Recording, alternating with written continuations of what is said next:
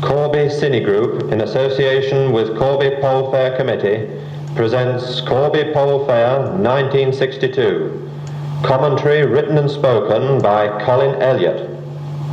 Our film opens a day before the fair, with the ox being prepared for roasting on the evening of Whit Sunday.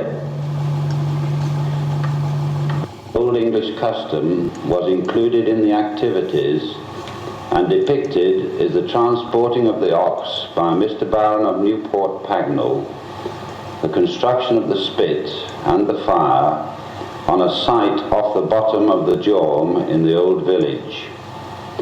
Most of the fair's main activities take place in the older part of the town.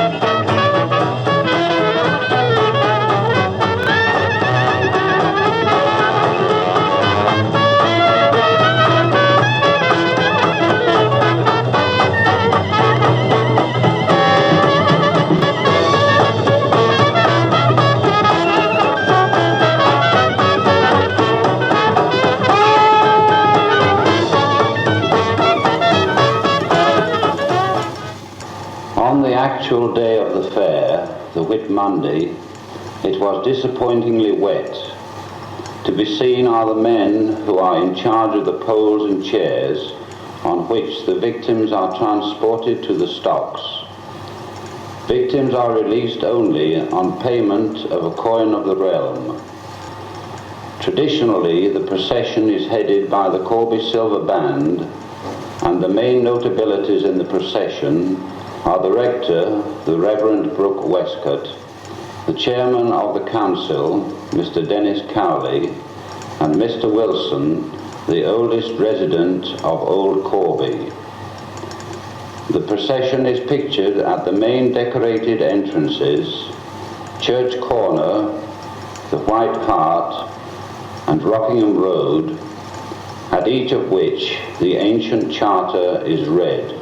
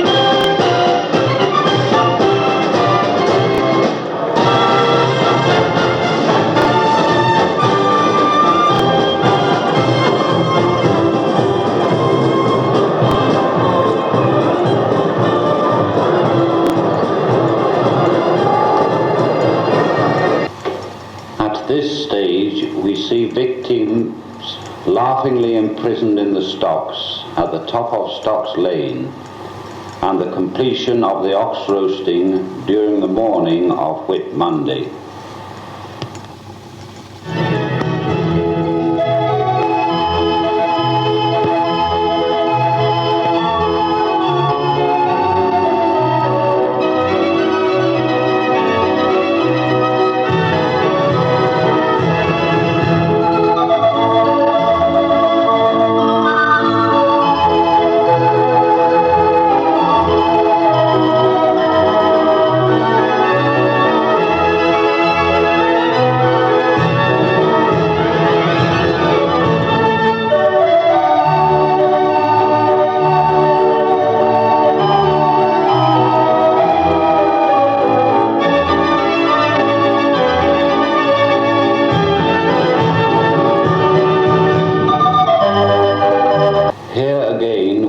Customs handed down over the years.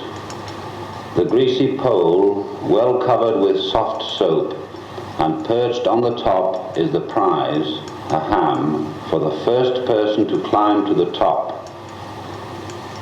A return is made at this stage to the fair's main activity, stag riding, a sport which proceeds throughout the day.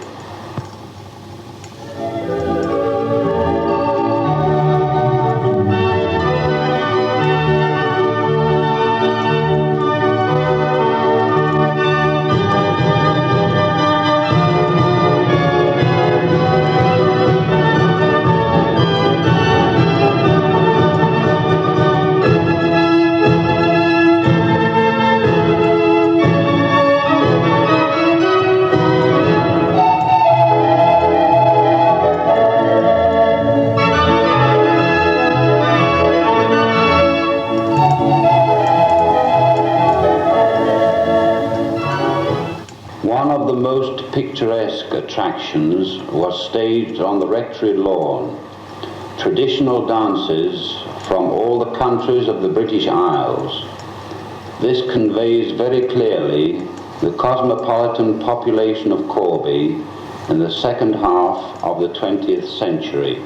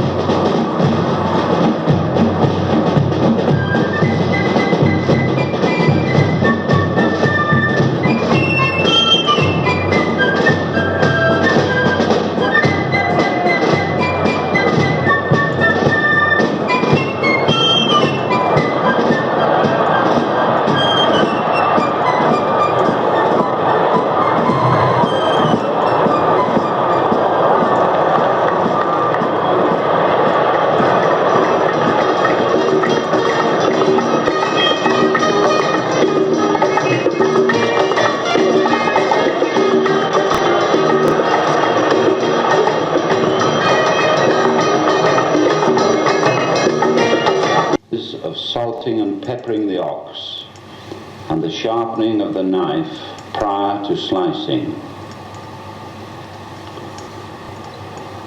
The first slice was to be auctioned by a real live auctioneer, Mr. Northern.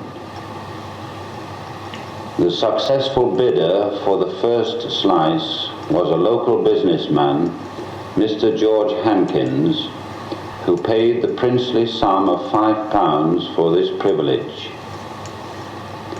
General selling of the tasty slices follows this ceremony.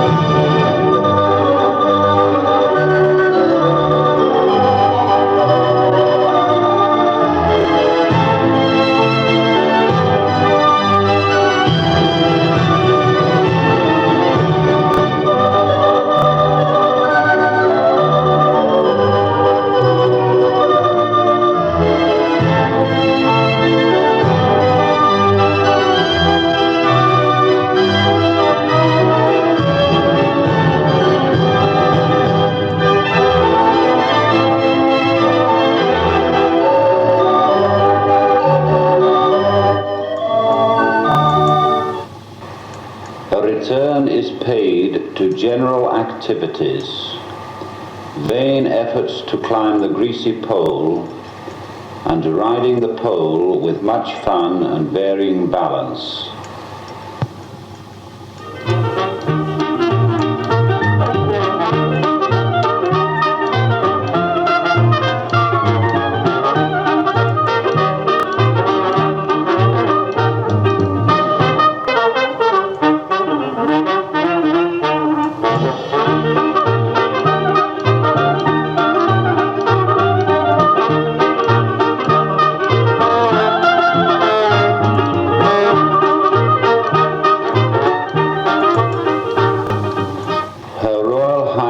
The Duchess of Gloucester graced the proceedings when the pageant of the granting of the Charter was presented.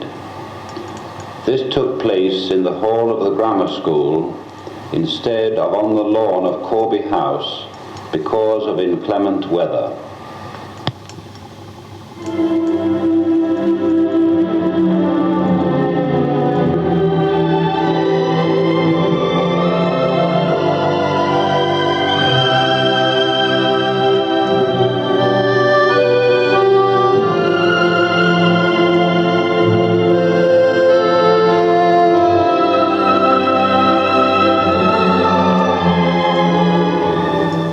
A few more glimpses of general activities, including some desperate attempts to climb the pole.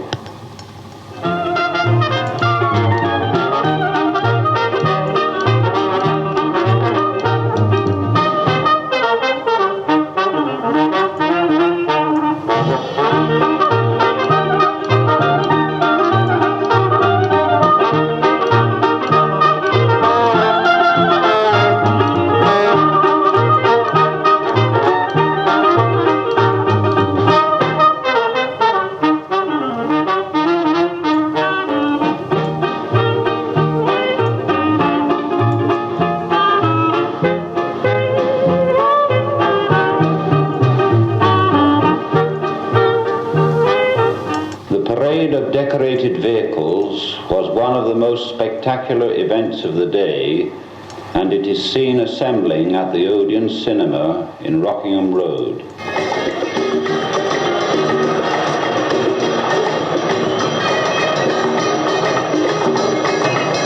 A relic of the past in a penny farthing bike, the Pole Fair Beauty Queen, a car made in the very early 20s, and a reminder of more modern times with twisting, and a hint of something not revealed in the Nalgo exhibit, Stick No Murals.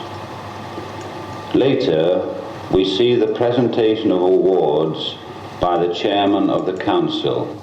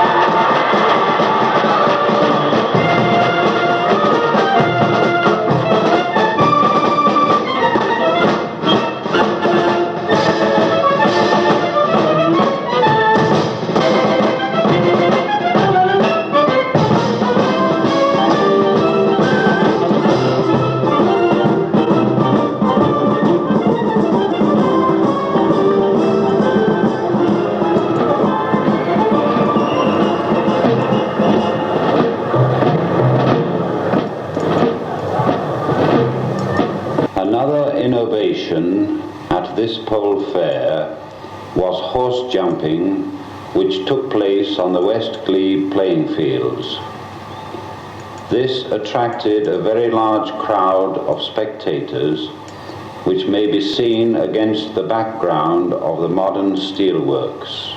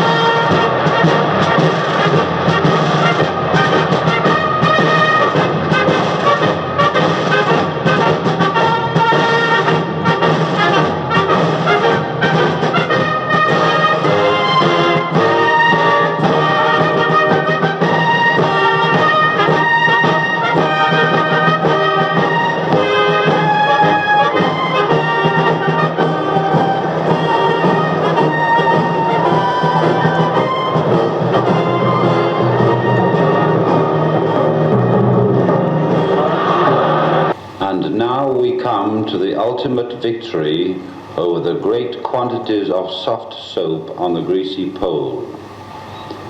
A victory by a small lad after a bit of trouble in the final stages. At the conclusion, the victor is cheered away in traditional style.